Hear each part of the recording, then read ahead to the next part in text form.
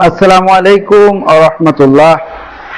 প্রিয় দর্শক, আজকে আপনারা যে কথাগুলো শুনবেন এই ভিডিওর মাধ্যমে, সত্যি এটা আশ্চর্যজনক ব্যাপার। এটা আল্লাহ রাব্বুল আলামিন আমাদেরকে দুনিয়ায় এখনো টিকায় রাখছে যে এটা আল্লাহর অশেষ রহমত ছাড়া আর কিছু না। আল্লাহর গজব এনি টাইম আসতে পারে, এমন পাপও আমাদের সমাজে প্রচলিত হয়ে গেছে। তো চলেন দেখি কি সেই পাপ। তো আর কি আমার আত্মীয় স্বজনই, কারো নাম বলা ঠিক হবে না, আমার আত্মীয় স্বজন তাদের ভিতর থেকে আর কি কারো লালসার শিকার আমি হই। তো তারপরে থেকে লাইফে আমার আশা, মানে যখন আপনার বয়স 6 বছর তখন আপনাকে শিশু নির্যাতনের মধ্যে ফেলে দিছে হ্যাঁ, মানে আশেপাশের নিকট আত্মীয়রা? হ্যাঁ, অনেক নিকট। ছেলে? হ্যাঁ, ছেলে। আমার বয়স তখন 6 কি 7 হবে, এর চেয়ে Oh my উপরে God. হবে না। তখন থেকে লাইফে আপনি আমাকে বলবেন যদি অসুবিধা না থাকে, কেমন করে এটা সূচনা হয়েছিল, কোথায়? সূচনা হয়েছিল, আমি তখন বলতে পারেন বুঝতেছি না, তার বয়স তখন 6 বা 7। খেলার বয়স? তখন আমি কি মানে আমার ততটা মনে নেই, কিন্তু এতটুকু মনে আছে যে ওই মানুষটাই আমার সাথে এরকম মানে কুকর্ম করছে, আর একটুকু মনে আছে। কিন্তু এখন তাদেরও বাচ্চা হয়ে গেছে, তাদের বাচ্চা আমাকে কাকা বলে ডাকে। তো তখন আমার ওই তাদের বাচ্চা দেখলে অনেক খারাপ লাগে যে তার বাবা আমার সাথে এই কাজটা, আমি যখন তার বয়সের ছিলাম তখন সেই কাজটা আমার সাথে করছে। তো এইসব বিষয় আর কি, এটা তখন তারপরে মানসিক ভাবে আপনি বিপর্যস্ত হয়ে যান নাই? হ্যাঁ, হয়েছি মানসিক ভাবে বিপদ, মানে অনেক কিছুর এই মুখোমুখি হইতে হয়েছে তারপরে থেকে। মানে আপনি একটা কথা বলতে পারেন যে মাটির কোন পাত্র বানাইতে হইলে ওইটা আর কি আপনি নরম করে যে আকারই করবেন ওই আকারে হইব। আমার বয়সটাই তখন এরকম আসলে, আমাকে যা শিখানো হবে যা বলা হবে আমি পরবর্তীতে তাই করব। তো আমি একদম সুস্থ স্বাভাবিক আছিলাম। তো ওই আমি এটা মনে করি ওই বিষয়টার পর থেকে আমি মেন্টালি ভাবে ওই দিকে চলে গেছি। আচ্ছা, পুরুষ পছন্দ করতে শুরু করেছেন? পুরুষ পছন্দ করা শুরু করছি। তো তখন থেকে একটু বড় হইলাম, বড় হওয়ার পর থেকে সমাজের কারণে নিজেকে আলাদা আলাদা মনে হইতো। বন্ধু বান্ধবরা যে কাজ করতো আমার ওই কাজ করতে ভালো লাগতো না, খেলাধুলা করতো, আমার বাড়ি বসে থাকতে ভালো লাগতো। একটু অন্যরকম মানুষ দেখলে একটু ভয় করতো, বলতে পারেন তাদের কাছে যাইতে ভয় করতো আমার, ওইসব মানুষদের কাছে। তো এইসব বিষয় নিয়ে অনেক কি করছি। তো যখন 2017 সালের শেষের দিকে, তো ভালো লাগাটা কাজ করে, যখন আমি ছোট থাকতে আমার মেন্টালিটি ওই দিকে চলে গেছে, এখন আমার তো এতে কোনো কিছু করার নেই। আর 2016-17 সালে বাংলাদেশে কি এত মানে বুঝতেই তো পারেন, ইন্টারনেট তো তখন অনেক কম ছিল। তো তখন থেকে আমার কাছে মোবাইল আসলো, তখন ধীরে ধীরে আমি এবার একটু মোবাইলের দিকে একটু আকর্ষণ একটু বেশি। তো ওই দিক থেকে জানতে পারা এইসব বিষয়ে। তো তখন থেকে একটু হালকা পড়ালেখার পাশাপাশি মোবাইলের ইতিতে আর কি জানতে পারা কিভাবে আর কি কোনটা কি বলে, কোনটায় কিভাবে কি করা হয়। তো জানতে পারলাম যে মেন্টালি ভাবে আর কি, ফিজিক্যাল ভাবে কোনো সমস্যা নেই, ফিজিক্যাল ভাবে আমি পুরোপুরি একটা ছেলে, কোনো সমস্যা নেই, কিন্তু মেন্টালি ভাবে আর কি আমি ওই দিকে আর কি চলে গেছি। ছেলে পছন্দ ওই ঘটনাটার কারণেই।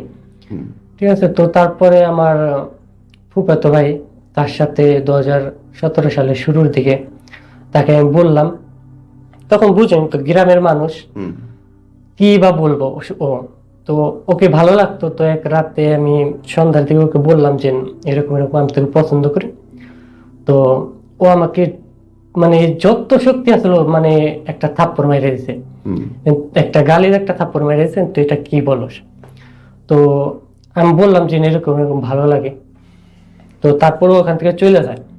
তো চলে যাওয়ার পরে তার সাথে সে 6-7 মাস পরে ব্যাক করার পরে আমার সেও বলে যে তোকে আমার ভালো লাগে। তো তার সাথে 2 বছর রিলেশন কন্টিনিউ করার পরে আপনার মামাতো ভাইয়ের সাথে? হ্যাঁ, না, ফুফাতো ভাইয়ের সাথে। হ্যাঁ, ও আমার বয়সের, এক স্কুলে পড়ালেখা করতাম, সমবয়সী আমরা। তো তারপরে আর কি তাহলে আপনার ফুফাতো ভাই তাহলে শেষ কমেন্টে কেন আসলো? এখন বলতে পারেন ও কি এরকম কোন শিকার না, ও এরকম কোন শিকার না। এখন মনে করেন এখনকার সময় তো গার্লফ্রেন্ড বয়ফ্রেন্ডের জামানা, এটা তো বুঝেনি।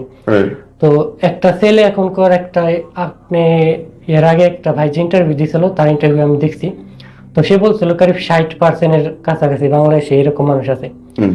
তো 60% ভিতর থেকে মনে করেন 20 বা 25% মানুষ এরকম আছে যারা মনে করেন মেয়ে পায় না, তার জন্য ছেলেদের কাছে আসে। এক্স্যাক্টলি সংখ্যাটা এটা 20 থেকে 25।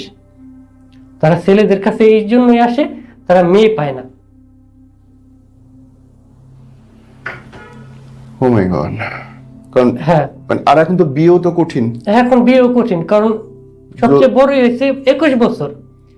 21 বছর ধরেন বাংলাদেশের বিয়ের বয়স একটা ছেলের।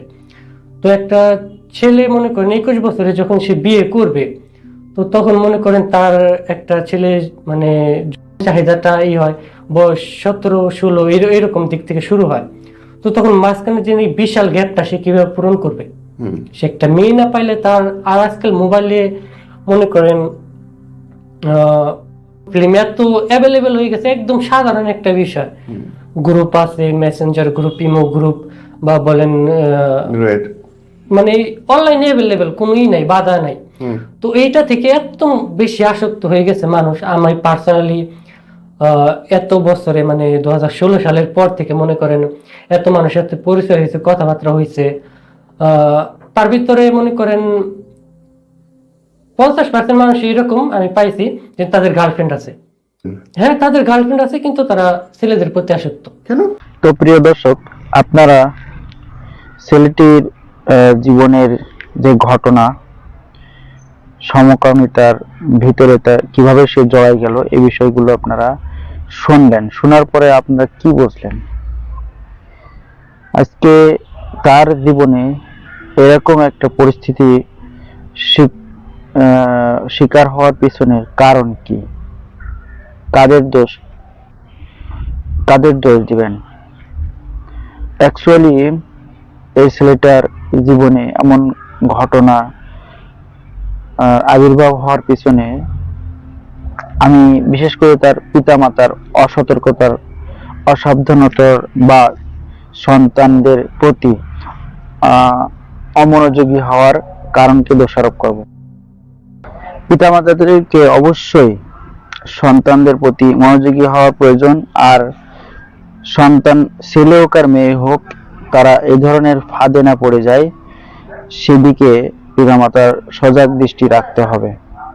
আর যে সমস্ত ভাইয়েরা এই সব সমস্যার ভিতরে জড়াই গেছেন, তারা অবশ্যই তওবা করে আল্লাহর দিকে ফিরে আসেন। এটা মারাত্মক গুনাহের কাজ।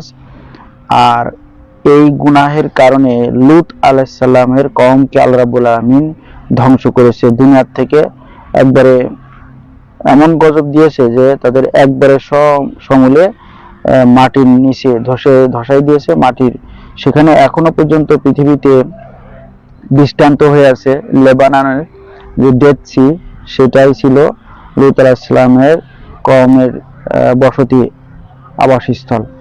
সেটা এখন পুরোপুরি ধ্বংস স্তূপে পরিণত হয়েছে। তো এটা বুদ্ধিমানদের জন্য আল্লাহ রাব্বুল আলামিন যারা চিন্তা ফিকির করে তাদের জন্য নিদর্শন হিসেবে রেখে দিয়েছে পৃথিবীতে। একটা ব্যাঙের বাচ্চাও সেই পানিতে জন্মায় না, একটা মাছও নাই।